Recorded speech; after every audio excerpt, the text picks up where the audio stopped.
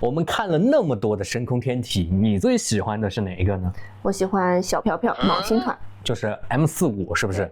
那你对它的了解有多少呢？没有多少。好的，那么今天就来给大家和你一起讲讲关于昴星团这个肉眼可见的蓝色小星团的故事。在冬春的晚上，抬头望向金牛座的方向，总有一团模糊的小星星是挂在天上，几乎整夜可见的，像洒在深邃夜空当中的碎钻，它就是昴星团了。天文学家口中的 M45，它更藏着许多人类的神话故事。永远不要停止思考。大家好，我是阿一，我是娜娜。那么今天就来给大家讲讲昴星团的前世今生。神话里的七姊妹，她藏着宇宙最年轻的恒星密码。据我了解，昴星团不止7颗，为什么要叫它七姊妹呢？那这个就到了希腊的故事里边。在希腊神话里，昴星团是泰坦巨人阿特拉斯和海洋女神普勒俄涅的7个女儿，她们统称为昴宿七姊妹。当时猎人奥利翁，也就是全天最亮的那个猎户座的原型，他被七姊妹的美貌所吸引，化身猎手，疯狂地追逐她们，日复一日的纠缠，让姊妹们疲惫不堪。宙斯为了保护这些姊妹，就把她们升到了天上，化作了星辰。但是小妹妹莫洛珀始终因为嫁给凡人西西弗斯而感到羞愧。这个西西弗斯就是咱们常讲心理的里边那个提到的推大石头上山的那个西西弗斯。他因为感到羞愧，最终隐去了大部分的光芒，所以我们肉眼通常只能看到6颗亮星。七姊妹的名字却因为这段神话而永远的流传了下来。而且不止在希腊，咱们中国古代早就把它当成了星空气象站和国运晴雨表这种功能。它在古代被称为昴宿，是28星宿中西方白虎7宿当中的第4宿。因为星群很密集，像毛发一样，也被称为毛头。在《史记·天官书》中明确的记载，昴曰毛头，狐星也。古代人呢就认为它的位置对应的是西北的边疆。若昴宿光芒明亮，星光清晰，就预示着边疆是安宁的，狐族无犯啊。若光芒昏暗，星群模糊，大概率就会有战乱或者是灾荒。更有意思的是，古代的天象官呢会专门值守来观测昴宿，将其明暗变化记录在案，并上报朝廷，作为制定边防策略、安排农事这种的参考。毕竟昴宿亮的时候呢，往往对应的就是气候适宜，而且庄稼就很容易丰收。昏暗的时候呢，可能就伴随着极端的气候影响收成。而在远洋航海当中，昴宿更是水手们的救命灯塔，只要看到它就知道了自己所在的位置，因为它的位置相对固定，容易辨认。哪怕在没有罗盘的时代，水手们只要看到昴宿的位置，都能通过它判断航向，避开暗礁，避免迷途，堪称古代航海界的宇宙航海仪。那科学界眼下的昴星团有什么意义呢？这个说起来就很有意思了。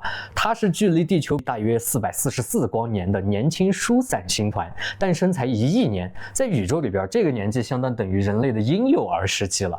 昴星团的核心呢，藏着大概3000颗恒星。我们用肉眼看到的这6、7颗亮星，只是其中最亮的那几个显眼包，但是其实里边还藏着很多。在很多深空摄影师的镜头之下，它包裹着一层蓝蓝的薄雾。在1912年，斯里夫通过光谱分析仪揭开了谜底，这层蓝雾不是它自己发的光，而是恒星的光芒照亮了周围的尘埃颗粒所形成的。也正因为这些雾气，让我们并不能直接看到它的星团中心更多的恒星，只能通过不同的波段来探测，才能看到它们。那它的那个蓝色是怎么来的？和它的恒星类型是否有关系？这个问题还真的没有错。经过科学家们的观测呢，昴星团的成员大多是 B 型的恒星，还有少量的 A 型恒星，它们的质量远远超过了太阳。最亮的昴宿6是蓝白色的 B7 型亚巨星，质量大约为太阳的3.6倍，表面温度高达9000K 到10000K，远远超过太阳的5500K 这个温度。K 呢是开尔文这个单位。这种高温恒星发出的光呢，就以蓝色为主，照到尘埃上就反射出淡淡的蓝色光晕，我们才能看到那抹神秘的蓝雾。为什么你前面说昴星团它藏着宇宙最年轻的恒星密码是什么意思？这个的意思就是因为它既年轻，同时又离我们很近，是天文学家研究恒星诞生演化的天然样本。基于2024年盖亚望远镜对星团内409颗成员星的观测发现呢，昴星团里边大约有24颗近距离的双星，昴星团的双星率呢达到了25%到30%。这里也给大家说一下什么是双星，简单的来说就是两颗恒星像宇宙双胞胎一样，彼此近距离的被对方所吸引，共同围绕共同的质星旋转。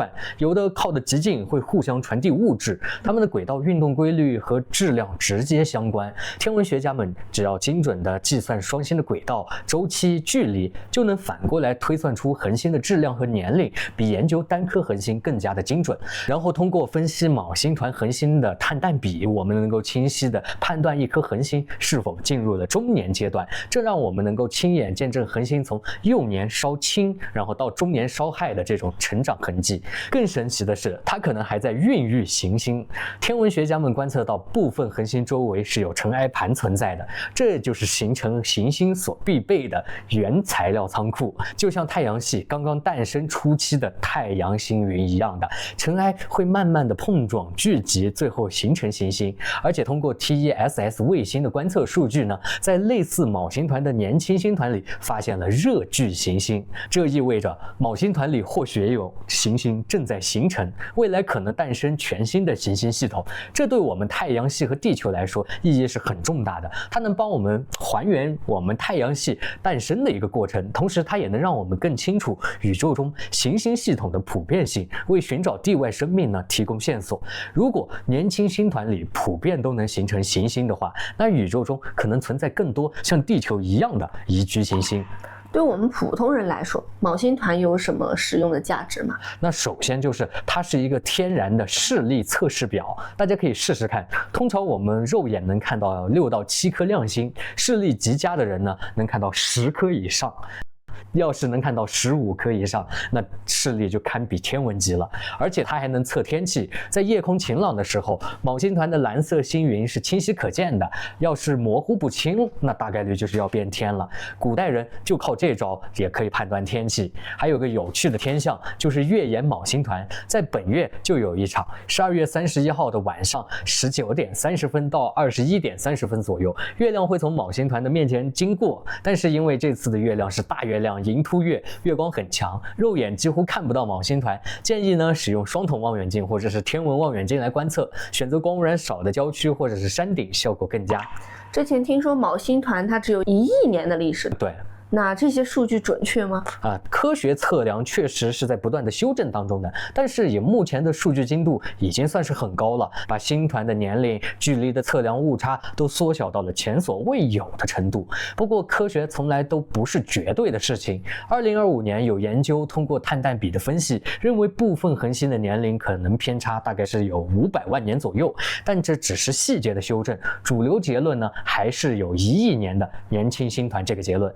另外，科学家还通过观测其他的年轻星团，比如说壁球星团，还有金牛座星团，来验证昴星团的模型，发现它们的恒星演化规律、星云分布都高度吻合，这也进一步证明了我们对昴星团的认识是非常可靠的。它之后会怎么样呢？是会向星系融合，还是会消散呢？昴星团呢，作为一个疏散星团，未来的命运和银河系仙女座星系融合不同。这个点我总觉得可以讲一期，下一次讲一讲我们银河系和仙女座融合这个事情。开始挖坑。对，它和银河系仙女座不同，它最终会解散，因为疏散星团的引力束缚是比较弱的，加上银河系的潮汐力的影响，预计在2.5到5亿年之后，它就会慢慢的开始分散了，各自在银河系里边就流浪了，不再是抱团的星团了。几亿年后，咱们抬头可能就看不到这个缩小版的北斗七星了。不过呢，这是宇宙演化的一种常态，从星云开始孕育恒星，再到星团的分散再到恒星走向生命的终点，宇宙从来都不是静止的，而是在不断的新生与演化当中推进的。而且我们人类那么渺小，却能通过盖亚、哈勃这些宇宙眼睛看清444光年外的恒星的细节，甚至预测几亿年后他们星团的命运。这就是探索宇宙的奥义。我们渺小如星辰，却能凭借智慧洞察宇宙的宏大规律。咱们未来真的能亲眼看到昴星团消散吗？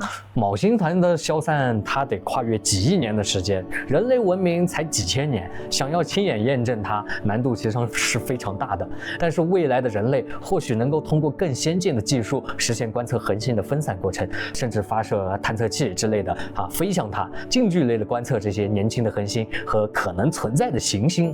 而现在的我们能做的就是保持对星空的好奇，抬头仰望那一团蓝色星辰的时候，既能读懂古人的浪漫传说，也能看懂宇宙的演化与变迁。星空从来不缺少故事，缺少的是发现故事的眼睛。